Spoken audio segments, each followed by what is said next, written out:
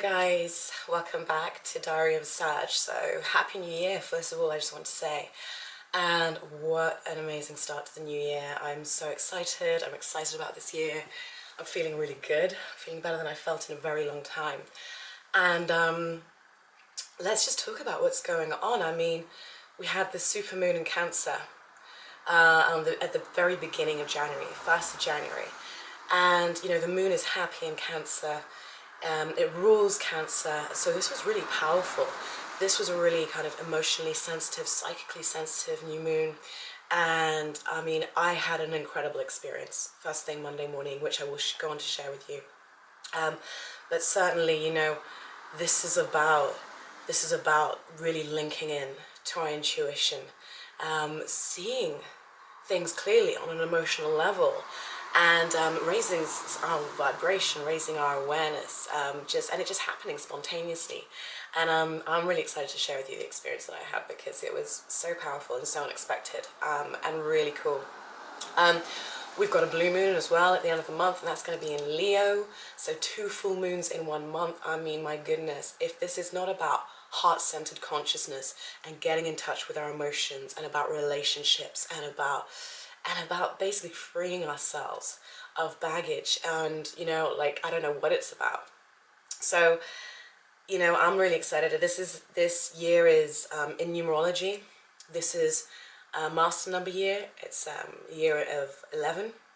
Now, 11 is one of my master numbers. I'm an 11. My life path is a 1. My heart's desire, which is one of your main numbers, is an 11. So I'm really feeling this, you know, I've got the 1, I've got the 11, and I'm just feeling that psychic vibration. And, you know, 11 is very much about becoming the master of our own lives. It's about finally living our truth and finally being true to that. And it's about applying our wisdom and everything that we've gained in a way to inspire others, and in a way to be in such a way that we can be a leader, but a compassionate leader, you know, and we can fuse spirituality and wisdom and living on this earthly existence together with love and compassion and passion for life, you know. So I can't tell you just how excited I am about this year. You can probably sense it. I hope you all had a wonderful new year. So I'm going to tell you about what happened to me. So I didn't go out on New Year's Eve, which makes a change for me, because usually I'm out or I'm doing something. And the weather here, I live in the UK, the weather here was awful. It was stormy, it was windy, it was rainy. I just took one look outside and I was like, nah, not going there. Lit all my candles, drew the curtains, put my pajamas on, listened to some music, did some drawing, spoke to my mum. And I felt good about it, and it was cool.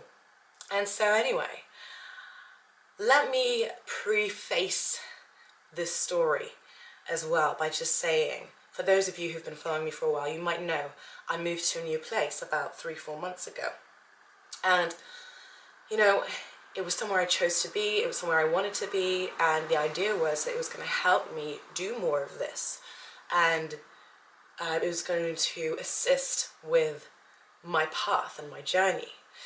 Now, it's been interesting because I've had really crazy feelings of insecurity come up. I've had like a lot of anxiety arise, and I've had a lot to kind of deal with, which is why I haven't really communicated with you guys as much as I really wanted to. There was just so much going on internally that I had to figure out. There was a lot of change I was going through. But suffice to say, my intentions, I wasn't necessarily living by them. You know, I thought, I'm going to move here, I'm going to do more videos, I'm just going to get deeper into this work with you guys, and deeper into my creativity and the things that are just aligned with my soul. But I did that thing that we do. I had the best of intentions and I got distracted. I got distracted by the desire to fit in. I got distracted by the desire to connect with people in my environment, which there's nothing wrong with. But we all know when we are coming away from our path, when the distraction is becoming so much that actually it's starting to make you not feel good about yourself. You're starting to lose a sense of who you are. Now, as an 11, I'm a very sensitive soul. I've also got a 2 in there as well, you know, in my numerology as one of my main numbers. So I'm a very sensitive soul. I got my moon in Cancer. So I am very much, I pick up on the energy of others so easily. I have to be careful of this. This is why I need to ground on a daily basis. It's why it's so important for me to have time to myself. Because if I don't, then I find myself carrying emotions that aren't mine. I find myself getting caught up in stuff that just is not mine. And this is where I start to get thrown about, and I start to feel insecure and anxious and worried because I've got so much of this energy that just, it doesn't sit well with me. And you know, as 11s, we've just got that dial-up connection to source, and like we all have, so don't get me wrong, I'm not trying to say I'm better than anyone, but we have this kind of strange, I can't explain it, it's just like you just know, and things just come to you like this. So when you've got that going on, plus then you're doing things that maybe aren't in alignment with yourself, and you're carrying other people's energy and you're not grounding yourself, it's crazy making. And that's what I felt like. I felt like I was starting to lose my shit a little bit. I was like, hang on a minute, I haven't felt this insecure and unsure about myself in years. What the hell is going on? So this was the lead up, right? And so New Year's Eve, I was like, I'm not doing that. I'm staying in, I'm grounding myself, I'm starting this new year how I want to. So I did that. Then I woke up, New Year's Day, and felt really blissful, felt totally at peace, and then suddenly, boom, boom, boom, it all came back to me. The fact that I'd been getting caught up with other people, the fact that I'd been, in my heart, I felt like I'd been allowing myself to be led astray and led away from what it is that my heart really wants to be doing right now. And that kind of all caught up with me, and suddenly there was this feeling of kind of slight anxiety and fear and guilt and self-recrimination.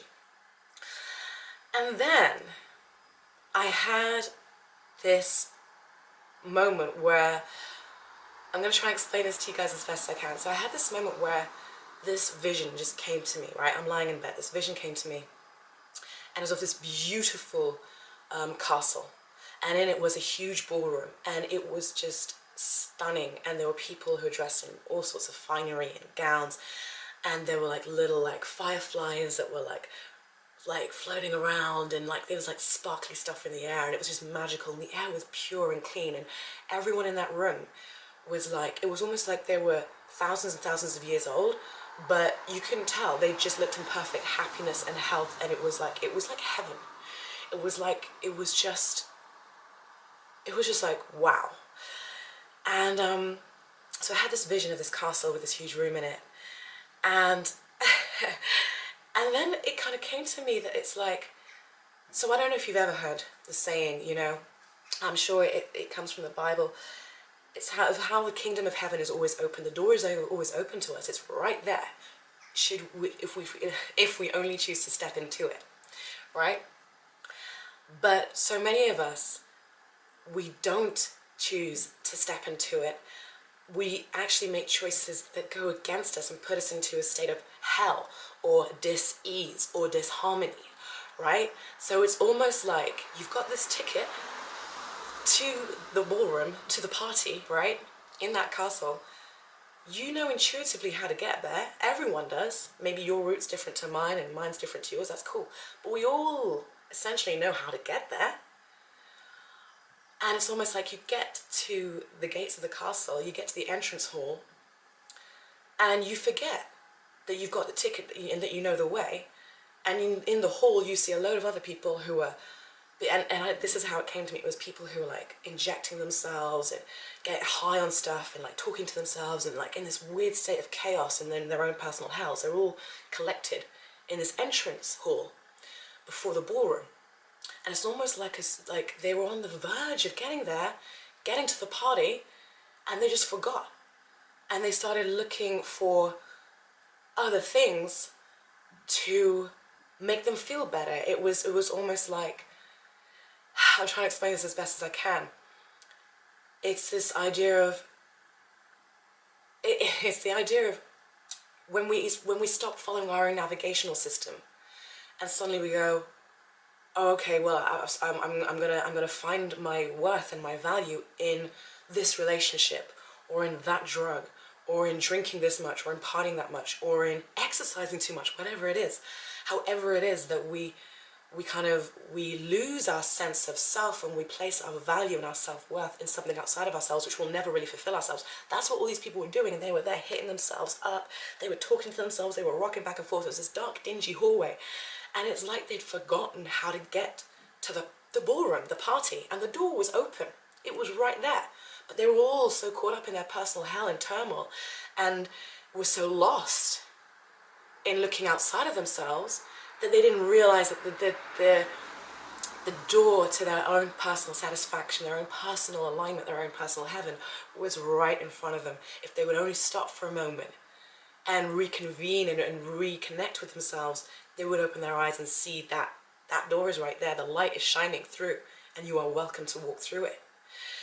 And so I found myself in this horrible, dingy hallway.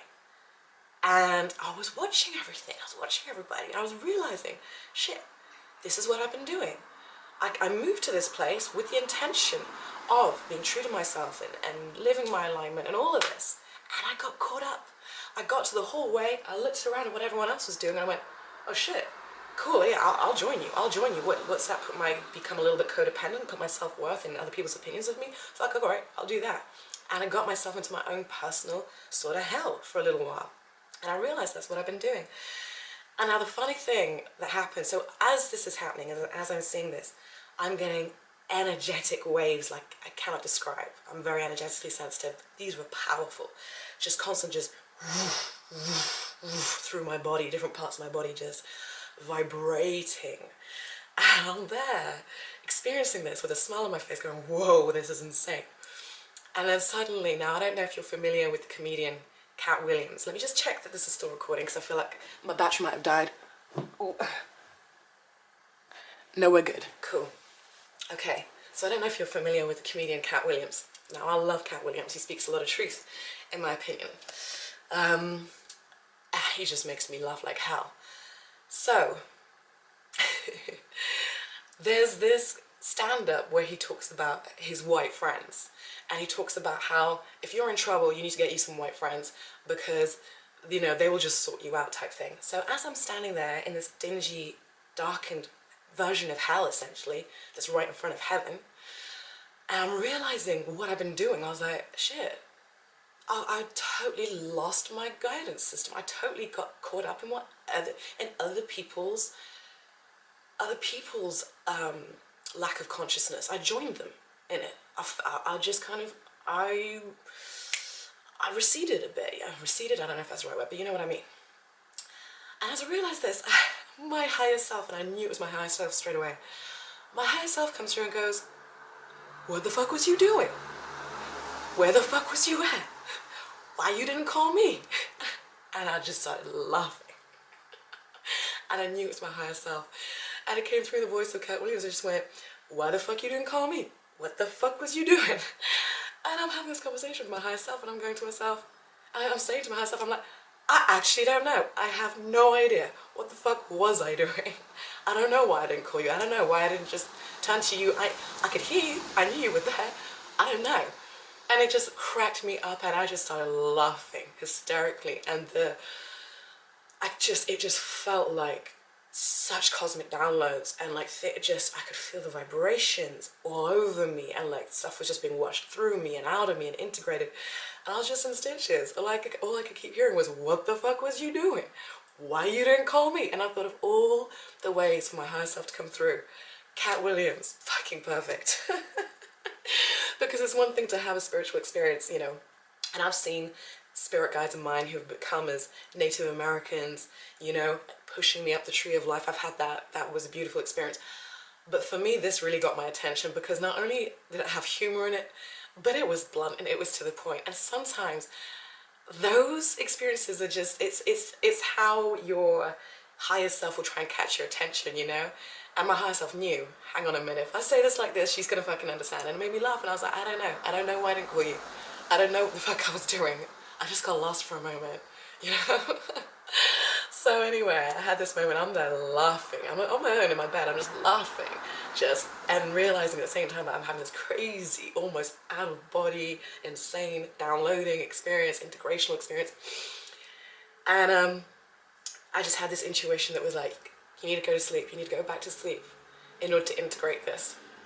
And so I did. So with this huge smile on my face, I just fell asleep just like that. Had the most incredible lucid dream. I mean, I've lucid dreamed slightly before, but this was full on lucid dreaming. Full on lucid dreaming. And I was flying. First of all, I was like, I want to fly on a dragon. So I flew on a dragon, and I was like, no, I don't want to depend on anything to fly.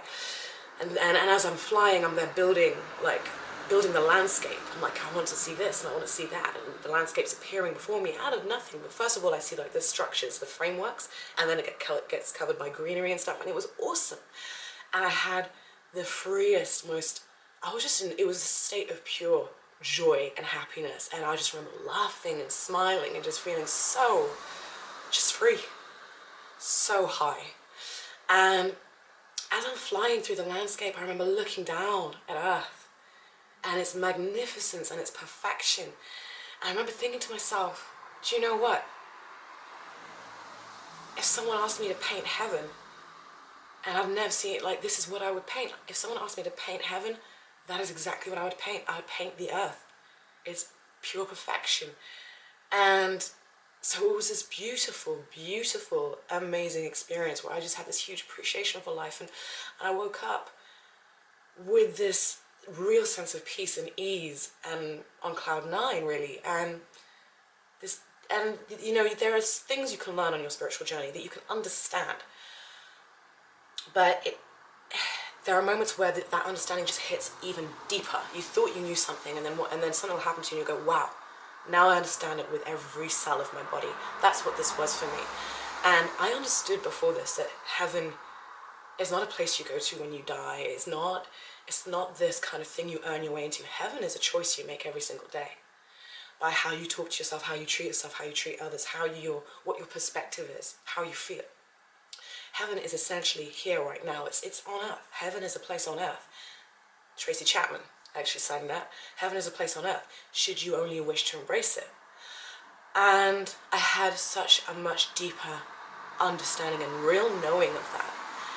And that was my experience. It was amazing. It was beautiful. And I want to be totally honest with you, you know, in that dream I had as well, I was flying, and I was like flying on that dragon. And as I was flying, I was like, hang on, why do I need to depend on something else to make me fly? Can I fly on my own? So I started flying. And I noticed I was a bit wobbly. I was a bit like, whoa, whoa, going down a bit. And then I noticed I was holding something in my left hand. It was like this bar. And I realized I needed it to help me fly. And I knew instinctively straight away what that bar was. I was like, it's my insecurity. And I felt like whatever I'd just been through, it had washed and integrated. It washed a lot of stuff away and integrated a lot of stuff. But somehow that insecurity, that little thing in my left hand, which represented my insecurity, was helping me fly. Now, that's a really interesting thing, isn't it? And I remember thinking to myself, well, you know what? At least it shrunk to the size of something I can handle now. That's fine. It doesn't need to ever go away, but I can handle it, and I can grasp it, and I can be with it, but yet I can still fly at the same time. So that was a kind of cool thing, you know? So that was my experience on the morning of the 1st of January 2018. Now, that's some cool shit. And shout out to Cat Williams. Thank you so much for coming through as my higher self. Appreciate it. It was brilliant. Perfect. Like, I couldn't have written it any better. So I just wanted to share that with you guys. And, you know, I'm back. I'm not saying that life's going to be smooth sailing, but oh, I'm here again, you know. It feels good, and I'm here with you guys, and this is what it's about for me. And I got a little bit sidelined, but had it not been for me getting sidelined, I wouldn't have had that experience. So we can never look at these things and say, well, that was bad that I did that, or that I allowed that, or, you know, that happened. You never know what's going to come out of it. And with each so-called mistake or sidetracking comes an opportunity for an even deeper knowing, for an even deeper alignment. And so, you know, I'm just saying to you guys that, like, I feel like a lot of us are going to have some profoundly moving experiences this year, and it's going to be about steering our ships, but at the same time knowing when to surrender. It's going to be a delicate balance, and a lot of this I think is going to happen through our relationships with ourselves and with others.